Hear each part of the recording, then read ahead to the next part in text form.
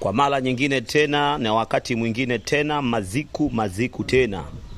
Bwana, leo tukiwa ndani ya Chanika Kibaoni tunakuletea nyumba hii hapa. Kama unavyoona ni nyumba ya kisasa yenye vyumba vitatu, sitting room, dining room, jiko, master, store, public toilet, na nyumba ina eneo kubwa sana la kutosha. Eneo lake lina ukubwa square mita 700. Kama unavyoona unaweza kupaki gari, hata gari 10 zinakaa. Umeona bwana, mbele unaweza ukajenga frame. Nyumba iko kwenye mtaa, na kama unavyoona nyuma kuna eneo limebaki ambalo una uwezo kujenga mabanda. Umeona bwana, kama unafuga kuku, kama unafuga mifugo yako yote huku nyuma una uwezo ukafuga. Na hata pia kama unaweza kujenga mabanda ukasema nipangishe, ukapangisha. Nyumba hii hapa bwana inahitaji kama milioni 25 tu. Kwa wale wanahitaji nyumba za bei rahisi yenye maeneo, nyumba hii hapa sio kuikosa. Njoo jipatie kwa milioni 25.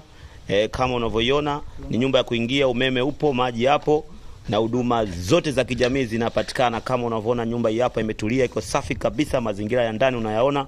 Unahitaji nini sasa mteja wangu?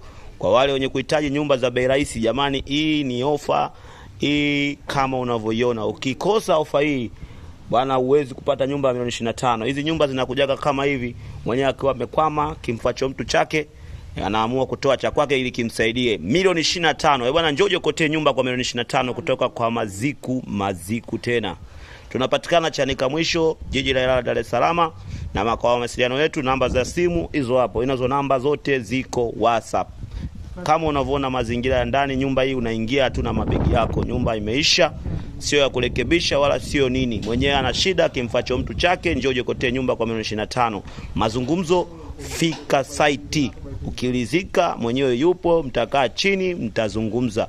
Kama unavyoona nyumba ya